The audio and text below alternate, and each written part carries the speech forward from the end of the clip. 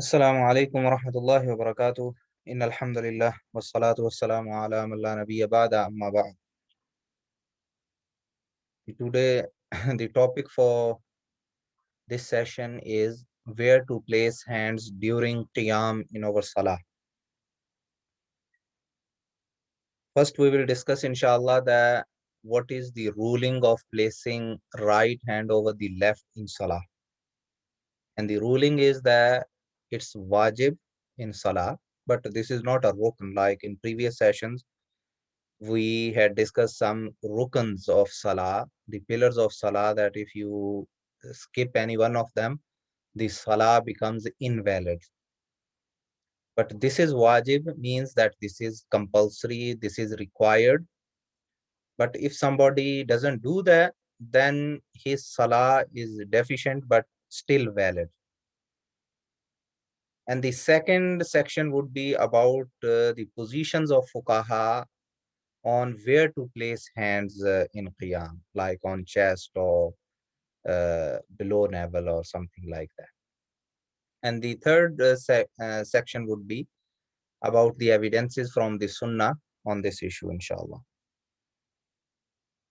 So first and foremost, the placing right hand over the left in salah. What is the ruling of that? So this is something which is required. This is something which Rasulullah sallallahu alaihi wasallam has ordered for, but this is not a rukn. And down the line, I will mention the difference between wajib and rukn in salah as well. That how it should be understood that something is required, still it's not a pillar, or still if you miss it, it doesn't invalidate the salah. So how we can derive some ruling like that? So first and foremost, to show that this is something which is required, we brought a hadith from Sahih al-Bukhari. This is hadith number 740. Sahal bin Sa'd radiyallahu ta'ala anhu, he says, Kana nasu yu'maruna an yada ar-rajulu al-yad al-yumna ala dhira'ihi al-yusra fi salati. Qala Abu Hazim, La a'lamuhu illa yanmi dhalika ila an-nabiy sallallahu alayhi wa sallam. Sahal bin Sa'd radiyallahu ta'ala anhu, he narrates that the people were ordered to place the right hand on the left forearm in the prayer. Abu Hazim, who is the student of Sahal bin Sa'd and who is a tabi'i, he says that I knew that the order was from the Prophet sallallahu alaihi wasallam. So this is a general principle of hadith anyway, that when a sahabi says that people have been ordered, or a sahabi says that it has been ordered, the order is always considered from the authority, from the Quran and Sunnah, from Rasulullah sallallahu alaihi wasallam. So Rasulullah sallallahu alaihi wasallam, as per this hadith, he ordered his companions to place their right hand on the forearm of left hand in salah. So from this hadith, this is very clear that this was a command, and a command means that something is required and something is compulsory. Now, the second hadith in this regard is from Sahih ibn Hibban, and this hadith is authentic. Abdullah bin Abbas radiyallahu anhuma, he says that Qala Rasulullah sallallahu alayhi wa sallam, Inna ma'asharul anbiya umirna bi ta'jil fitrina wa ta'khir suhurina wa an nada aymanana ala shama'ilina fi salah. Ibn Abbas radiyallahu ta'ala anhu, he says that Rasulullah sallallahu alayhi wa sallam, he said that we, the group of prophets, we are ordered to hasten in iftar, like when it's the time of iftar, we should do iftar as soon as possible. And we have been ordered to delay the suhoor, like we do suhoor towards the end time of suhoor, like for example 15-30 minutes before suhoor end time, not like hours before, or like this is not mustahab to skip the suhoor altogether. So this is the order for the prophets. And the third thing Rasulullah sallallahu alaihi wasallam mentioned, that we prophets have been ordered to put our right hands over left hands in prayer. So Rasulullah sallallahu alaihi wasallam, he mentioned it here that this is from the practice of the prophets, all the prophets, and this was a command of Allah subhanahu wa ta'ala to them. So obviously this is the command for everybody who is going to offer a prayer. And then the amal of Rasulullah sallallahu alaihi wasallam, which is mentioned in the famous hadith of Wa'il bin Hujr radiyallahu ta'ala anhu, and this hadith is in Sahih Muslim as well. The reference I gave from Sunan al-Nasai here on this sheet, and this hadith is Sahih. And this is a long hadith, and within the hadith, Wa'il bin Hujr radiyallahu ta'ala anhu, he says that قُلْتُ لَأَنْظُرَنَّ إِلَى صَلَاةِ رَسُولِ اللَّهِ صَلَّى اللَّهُ عَلَيْهِ وَسَلَّمَ كَيْفَ يُصَلِّي. He says that I said to myself, like I thought, that I am going to watch how Rasulullah sallallahu alaihi wasallam prays. فَنَظَرْتُ إِلَيْهِ. So he says that I watched him. فَقَامَ Rasulullah sallallahu alaihi wasallam, he stood. فَكَبَّرَ وَرَفَعَ يَدَيْهِ حَتَّى هَادَتَ بِأُذُنَيْهِ. So Rasulullah sallallahu alaihi wasallam, he said Allahu Akbar, and he raised his both hands until his hands became parallel to his ears. So like that, he raised them high, like shoulder, they were not like just like little bit just up to the level of shoulders. Rather, the like lower part of the hand maybe was up to the shoulder, so that the upper part becomes parallel to the the ears. So this is how he described the Raful Yadain of Rasulullah sallallahu alaihi wasallam in the level with his ears. ثم وضع يده اليمنى على كفه اليسرى والرسغ والساعد. And then he says, Rasulullah sallallahu alaihi wasallam, he placed his right hand over his left hand, wrist, and lower forearm. So Rasulullah sallallahu alaihi wasallam, this is the right hand, and covered it in a way like his, this is left hand, so right hand is covering. Some of it is going, on the forearm. Some of it is on the, wrist, and some of it is on the back of the palm of left hand. So on left hand, wrist, and lower forearm, Rasulullah sallallahu alaihi wasallam covered this area with his right hand. So from these ahadiths, we knew that the practice, the sunnah practice, the order is that we are supposed to place our hands right hand on the left hand in salah, in qiyam. And this is against another practice which is not proven from Rasulullah sallallahu alaihi wasallam at all. And that practice is leaving hands on the side. And that practice, as we know that many people from Malikiya, they practice that. Shia, they practice that. Some some of the Salaf, this is proven from them as well, that they used to do that.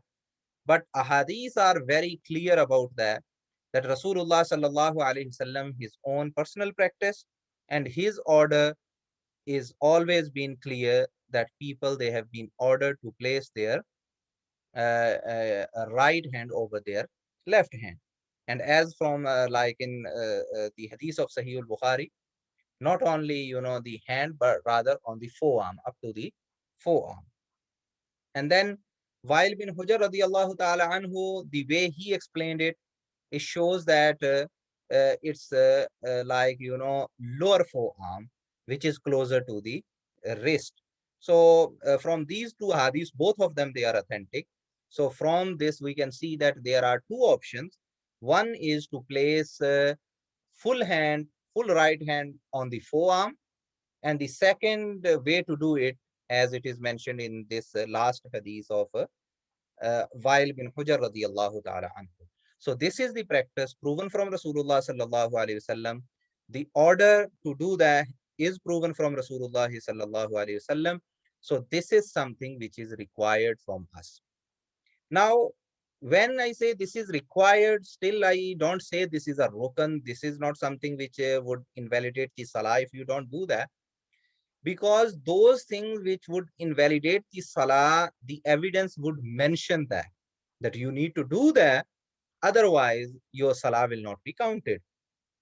For example, Rasulullah sallallahu alaihi wasallam, he said that la salata liman lam yaqra bi fatihatil kitab, that there is no prayer for a person who doesn't, offer his, doesn't recite Surah Al-Fatiha. And then the famous hadith of Musi'us Salah, the person who was not offering his Salah properly, and Rasulullah sallallahu alaihi wasallam saying to him, go back and pray again, you haven't prayed. And then when he asked Rasulullah sallallahu alaihi wasallam, Rasulullah sallallahu alaihi wasallam told him about different arkan of Salah, that this is how you are supposed to pray. And one of them was that you should be on pace and you should settle on one place properly and then go to next step. And if you do so much haste that you don't settle on one place, you don't do ruku properly, and you raise your hand before settling in ruku, then salah becomes invalid. So these are things from where we know that something is not only wajib, but it's a pillar, it's a rukn, it's such essential part as well, where salah will become invalid.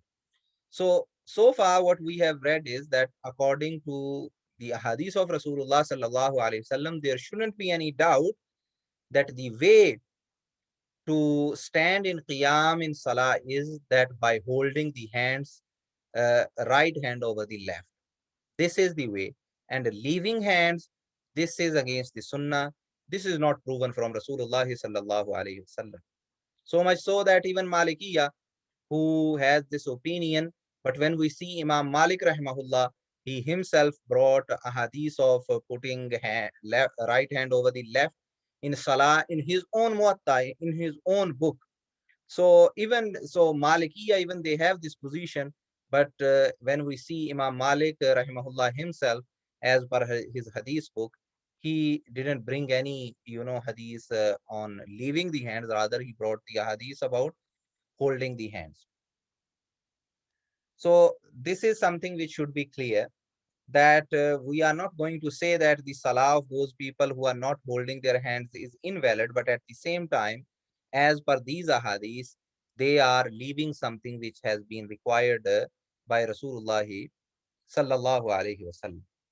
When we said, and this is the position of Jamhur of ulama and fuqaha, that in qiyam the hands will be held and right hand would be on the left hand, then the question arises that where should we put our hands?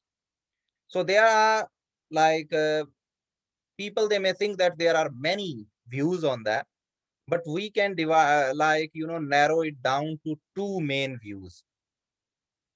One is that hands should be placed above the navel or lower chest or chest in general.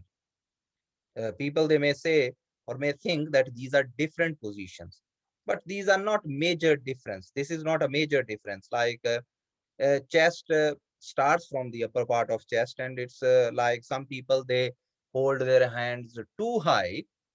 Maybe this is not something which would be like you know uh, like something which should be highly recommended, but it's still chest. But the best thing would be that it should be like, some average position, or which we can say on chest. Or when we say even above navel is the lower part of chest anyway. Because the ribs, they start, if you put your hands above navel, and I am not talking about belly button only, but the full navel, which would be like, the belly button, like few inches, couple of inches above that is still navel area. Above that is called above navel. So when you put your hands above navel, still you can, notice that your hands are on your ribs as well. And ribs are the chest actually. So above navel is lower chest. So when many earlier salaf, they mentioned that it should not be too high on the, it should be above navel. What they would mean is that it should not be too high towards the neck or towards the throat. So this is one position, and this is the position of majority of scholars. And then Hanafiya, they differed, and they said that hands should be placed below the navel. Now we will see the evidence, that whatever evidence we got in this regard from the hadith of Rasulullah sallallahu alaihi wasallam, and hopefully this should be a quick session, inshallah. Now, to see that where Rasulullah sallallahu alaihi wasallam used to put his hands, we will go back to the hadith of Sahihul Bukhari, which we mentioned earlier, to prove that it's compulsory to hold over hands. And you may remember now that there was no clear mention of the place where Rasulullah sallallahu alaihi wasallam put his hands. But now when we will go through this hadith, we can see that there is some indication here. There is some, possibility that if you follow this hadith, where you can take your hands. Sahal bin Sa'd radiallahu ta'ala anhu, he says that people, they used to be ordered that a person should put his right hand on his left forearm, fi salah, in prayer. Now, if you put them like that, you cannot take them, below navel. You cannot take it even on navel button, or on belly button, let alone below navel. It's not possible. If you are putting your full hand on the forearm, and this is, what Sahal bin Sa'd radiallahu ta'ala anhu, he says that, Rasulullah sallallahu alaihi wasallam, he ordered that. Even Wa'il bin Hujr radiallahu ta'ala anhu, his hadith previously, which mentioned that he saw that Rasulullah sallallahu alaihi wasallam put his right hand on the left in such a way that some of his hand was on his forearm as well. Even if you do that, still you cannot take it below belly button. To take it below belly button, you have to, keep your hand in such a way that for most people it will be even difficult to bring their palm over palm, let alone go beyond. Just palm over palm becomes very difficult. Most of the time when you will try to do that, it will be like that, like your fingers are on your, right hand's finger are on the back of left palm, and your right hand's palm will be covering the fingers of left arm. Then it would be possible for you to go all the way below navel. So this is very clear from these ahadith that this is the order of Rasulullah sallallahu alaihi wasallam. A person should follow the order from Sahihul Bukhari mentioned here, that he should put his hand on the forearm and then see that where he can go. If he believes that there is nothing specific proven about the place of, this hand, so he can see that it will be, lowest he can go is towards the lower part of the chest or above the navel. So this is a clear, indication from this hadith that the sunnah is to place hands above navel or on the chest.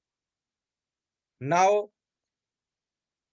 this was the hadith, which is, authentic hadith beyond any doubt from Sahih al-Bukhari. Now, we will go into those narrations which mention clearly the word, chest, or the word below navel. So first we will go through those narrations where the word, the chest, has been mentioned categorically. And we will see that what is the position of those narrations. Wa'il bin Hujr radiyallahu ta'ala anhu, he says that Sallaytu ma'a Rasulillahi sallallahu alayhi wasallam, that I prayed with Rasulullah sallallahu alayhi wa sallam, وَوَضَعَ يَدَهُ الْيُمْنَى عَلَى يَدِهِ الْيُسْرَى عَلَى صَدْرِهِ. And Rasulullah sallallahu alayhi wa sallam, he put his right hand over his left hand on his chest. This is from Sahih ibn Khuzaimah. Now, from here, I will mention three narrations about holding hands on chest. These would be three totally different narrations. And I will, make you understand, inshallah, a concept which maybe would be new to some brothers, is that the level of weakness, that there are two types of weakness in a hadith. One is called severe weakness, that when some narration is severely weak, it is weak, it is not authentic, and it cannot be relied upon, and it cannot get supported from any other narration, and that should be rejected outrightly. And sometimes the weakness is minor, and minor weakness means that the narration is not an authority in itself, but if it gets support from similar narrations which have minor weakness, so all together they strengthen each other in that sense. This is not the should not be confused the false claim by Ahlul Bidah, where they say that different da'ifa hadiths all together they become strong. This is not about that.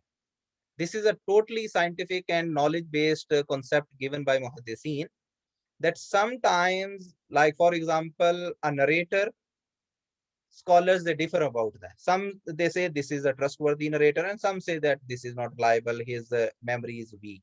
Some say no, he's reliable. So this type of situation makes the narrator as not so reliable that we like rely on the narrator when he is alone. So same situation is in this hadith of Sahih ibn Khuzaimah. There is a narrator, Muhammad bin Ismail. He had problems with his memory, and some muhaddithin they said that we can rely on him, and some they said that if he is alone, we will be cautious and we will say that we cannot rely on him, if he is alone. So that's why we will say that this narration on its own is not an authority if it's alone, and it has minor weakness. But if we can get something in sport, then it can raise to the level of Hasan li ghairihi or Sahih li ghairihi, which is a terminology in Hadith, where a Hadith is not Sahih or Hasan in itself, rather it gets to the level of Hasan because of the sport of similar narrations. Now, the second narration is from Musnad Imam Ahmad rahimahullah. Halab al-Ta'i radiyallahu ta'ala anhu, he says, رأيت رسول الله صلى الله عليه وسلم ينصرف عن يمينه وعن يساره. He says that I saw Rasulullah sallallahu alaihi wasallam. He used to, when he used to finish his salah, sometimes he turns away from right side, sometimes from left side, as mentioned in other hadiths as well. So there was no specific side. When he finishes his salah, after that, when he stood up, sometimes he turned towards the right side and sometimes towards the left side to stand up and walk away. وَرَأَيْتُهُ يَضَعُ هَذِهِ عَلَى صَدْرِهِ. He says that I saw him putting his hand on chest. Now again in this narration, there is a narrator called Qabisa.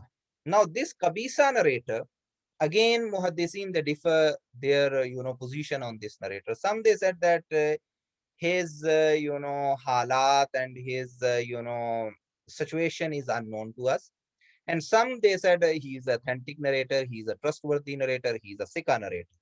So again, because of this different of views among muhaddisin on the narrator, this narrator came into the category where he got minor weakness, where we are not supposed to rely on this narrator on its own if he is alone. But as we can see that we got a similar narration previously, so these two narrations together, they get to the authority where they could be declared Hasan li ghairihi, as Muhaddiseen, they declared these hadith Hasan li ghayrihi or Sahih li ghayrihi based on that. Now there is a third narration, and that is from Taus rahimahullah, who he is a tabi. He says, Kana Rasulullah sallallahu alayhi wa sallam yada'u yadahu al-yumna ala yadihi al-yusra summa yashuddu baynahuma ala sadrihi wa huwa fi salah. He says that Rasulullah sallallahu alayhi wa sallam used to place his right hand on his left hand, then he folded them strictly on his chest in prayer. This is from Sunan Abi Dawud. And this narration is Mursal. Mursal is a narration where a Tabi says that Rasulullah sallallahu alaihi wasallam did something or said something. Now, if a Tabi says that Rasulullah sallallahu alaihi wasallam did something, so he's a Tabi, he didn't saw Rasulullah sallallahu alaihi wasallam. So for sure, he is skipping somebody from chain. Now, the person he is skipping could be a Sahabi. And if he is a Sahabi, then all Sahaba are trustworthy and all of them, they are authentic. But what if he is skipping another Tabi'i and then a Sahabi? Then that, hidden Tabi could be trustworthy or not. Although majority of the Tabi'in, they are trustworthy, but still there is a possibility that there could be somebody in the middle who is not trustworthy. So there is a very minor chance here that the person who has been missed in the middle may not be trustworthy. Because of this minor issue here, this weakness is considered minor weakness by Muhaddisi. Now we got three narrations on placing hands on the chest. All three narrations have minor weakness, and as per the principles of Muhaddisin, joined together, they will be raised to the level of authority where they will become Hasan. Or some, Muhaddisin, they declare them as Sahih li ghayrihi. Attached to that is the first hadith, the meaning from the first hadith of Sahih al-Bukhari, which I mentioned, that when you put your hands on your, forearm, then that is not going to go beyond lower part of the chest anyway. So that supports them. Three narrations support each other. The narration of Sahih al-Bukhari, how to practically enforce that narration, supports this position that hands are on the chest, at least lower part of the chest. And then attached to that is the tafsir from Ali radiallahu ta'ala anhu and Abdullah bin Abbas in the ayat فَصَلِّ لِرَبِّكَ وَانْحَرْ. These both companions, when they did tafsir of this ayah, they did tafsir by saying that in your prayer, hold your hands on your chest. So this is the position, that this is the Sahih, asah and more authentic position in Salah, that the hands should be placed on the chest.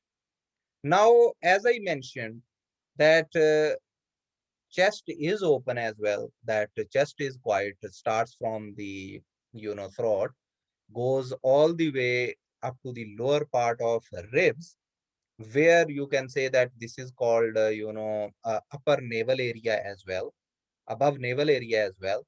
So that's why there is this area is open, that there shouldn't be any objection on a person who is placing his hands on the lower part of the chest, which is above navel, or middle part of chest, or above part of the chest. Although majority of the Salaf, they didn't like to put it too high on the chest. This has been the position of Salaf. But still, we won't say that harshly against those people as well, because that is part of chest anyway. But putting it below navel, this is something which is, I would say, has no basis in it. Why? Because on next page we will go to the narration regarding to that, about tahta surra, about below belly navel.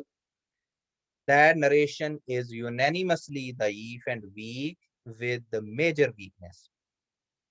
And This is one reason. The other reason is that by putting the hands below navel, we cannot act upon the Sahih Tareen authentic hadith, like Sahih in Sahih al-Bukhari, where Rasulullah sallallahu alaihi wasallam he ordered to put right hand on the forearm, because we cannot put right hand on the forearm if we are going to put it below navel. Now the hadith which mentions putting hands below navel, that hadith is narrated from Ali radiallahu ta'ala anhu, where he says that as-sunnatu, the sunnah is wad'ul kaffi ala al-kaffi fi salati tahta surra, is to place one hand on the other. Actually, to be very specific, it would mean to place one palm on the other palm in prayer below the navel. Now, there is a narrator in this chain. His name is Abdul Rahman bin Ishaq al-Wasiti. He is unanimously weak, unanimously declared extremely weak. So this hadith is extremely weak, cannot get support from any other narration. There is no, like chains with minor weaknesses or something like that.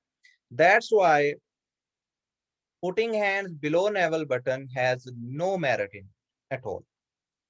Sometimes people, what they do, they say, oh, okay, they, because there is no one really authentic and like, definitely authentic hadith about chest. So that's why we make it open and we say that everything is allowed. That is not, a just position as per the, justification which I have mentioned so far, that the ahadith which are like, in Bukhari Muslim, even if you follow that, by putting the hands in that position, we cannot go below belly button, number one. Number two, although the narrations which mentions clearly the word chest, they are not authority individually, but all together, according to the principles of Muhaddisin, they gain authority. On the other hand, the hadith mentioning the below the navel, there is not authority at all. That got like major weakness, and that is extremely weak. So because if a situation is like not like ideal, like in some issues of Raful Yadain, it doesn't mean to make it so wide to open the way for baseless positions as well. So that's why the position concluded, I will conclude it by saying that there is, openness here to place the hands above navel, which is the lower part of chest, middle of the chest. These are two best positions. And if somebody is keeping it a little bit higher on the chest, that's acceptable as well. But this is not acceptable to put them and place them below, the navel. And final thing which I would mention is that this is quite interesting among Hanafiya, that they make many differences in the salah of men and women. And on this issue as well, they say that men should place their hands below the navel and women should put their hands and they should place their hand on the chest. And they don't have any, specific evidence from the Sunnah to differentiate between the men and women on the issue. So inshallah, this was the masala today, inshallah. So if brothers, they have any questions on the issue, they can ask. Except the issue of, holding hands after ruku. That is a separate topic, inshallah.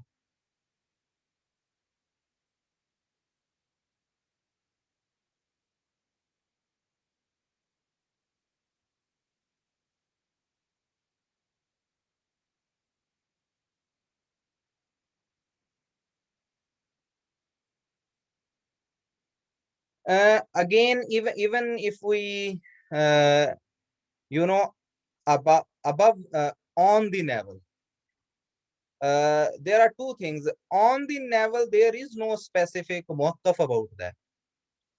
The positions are the words chest and above navel and below navel. On navel, I couldn't find specific position about that. Like when you take those positions, most of those people, they will fall in the category above or below. Number one. Number two, even if you follow the hadith of Sahal bin Sa'd radiallahu ta'ala anhu by placing full hand on the forearm, then for most people it will not even go uh, exactly on belly button as well. So it will remain above, belly. So that's why there is no, hadith about that to put it on belly. Any narrations, I know there are narrations about that as well, but they are extremely weak as well.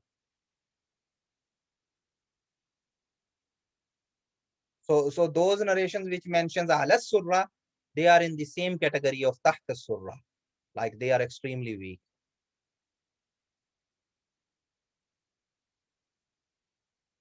Mm, one brother said that they can't view the questions because brothers, they are making direct questions. So that's why I think they are not, did Imam Malik actually place his hands on the side? This is not authentically proven that Imam Malik he placed his hands on sides. But fiqh, how fiqh works. Uh, in the books of fiqh, they don't bother to give chains. So things are not with chains like hadith books. So when students they claim something that their teacher did this or that, or the teacher of their teacher in their mazhab did this or that, they never bothered to like bring chains, and they were not needed to as well, because those were not people of authority anyway, like Rasulullah sallallahu alaihi wasallam. So many times, fuqaha, they claim that this is the position of a imam, and they say it after hundreds of years after that, after their imam passed away. So there is no way to prove these things, whether this was like actually done or said by the imam or not. Yes, I can see the questions. If someone prays with hands down with the salah will be valid. Brother Anwar asked, maybe he joined later. Yes, I said in the beginning that salah will be valid, because salah becomes invalid if you miss a rukn in salah, and something becomes rukn when we have a specific evidence that this is not only compulsory in salah, rather this is the fundamental part of salah in such a way that if you skip that, salah will become invalid, like recitation of Surah Al-Fatiha, qiyam in salah, ruku, sujood, itminan in salah, settling down on different positions in salah, itminan means. So these things have specific evidences where it is mentioned in the evidence that if you don't do that, your salah is invalid or your rakat is invalid.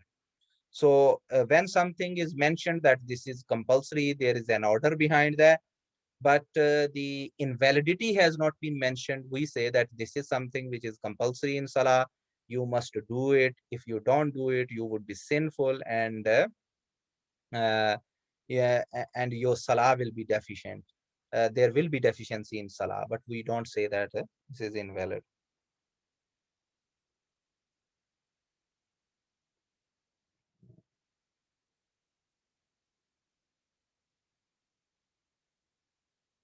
And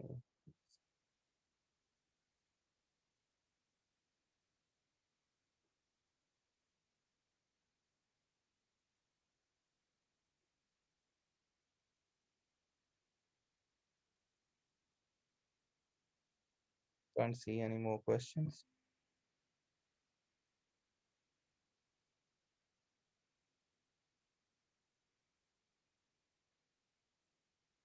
The question is, can the right hand grip around the left wrist?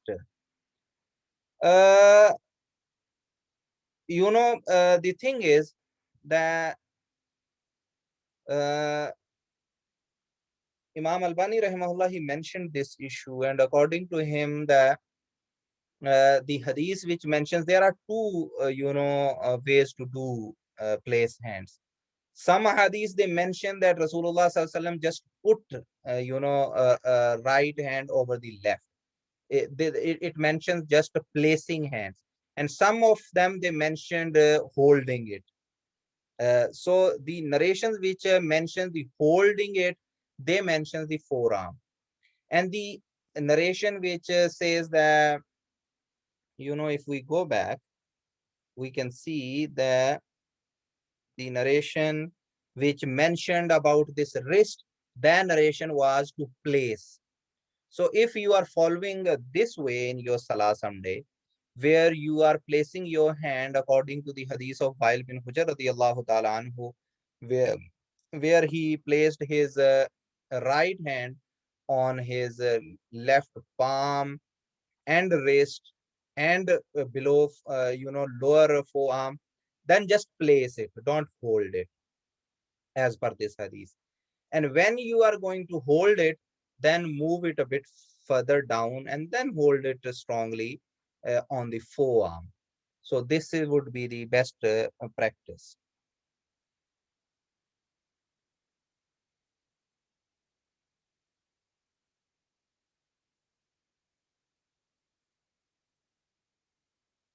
Imam Albani is quite strict sometimes. He says that, if you mix these two narrations in a way like you do it like the narration of Wa'il bin Hujr radiyallahu ta'ala anhu, and you place three fingers in the middle and hold with your thumb and little finger with your rest, and in this way you try to act on both hadiths, then this is actually a third position, and this is a bid'ah as per Shaykh Albani rahimahullah.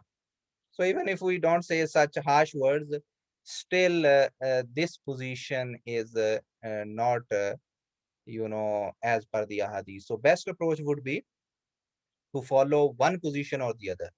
If you are going to put your hand in such a way where your hand is on your wrist as well, then just place your right hand on the left without holding.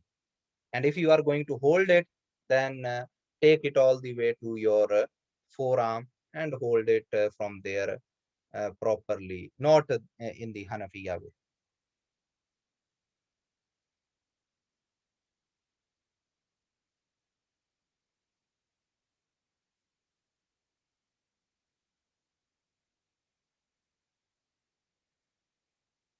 Wallahu alam, placing on the elbow is going too far. Placing on the elbow is the same thing like going on the chest too high. So khairul umuri awsatuha, best thing is to do things in the middle or average thing, not go too extreme to any place. So when it is mentioned that Rasulullah sallallahu alaihi wasallam placed his hand on his zira, on his forearm, so best is like to stay up to zira and not include the elbow. So and it like changes the position of one side as well, and one side of the hand will go beyond the elbow of the other side. So that's why we don't need to be extreme in our practices. So better to stay in the middle, whether it's about chest or whether it's about placing hand on the forearm.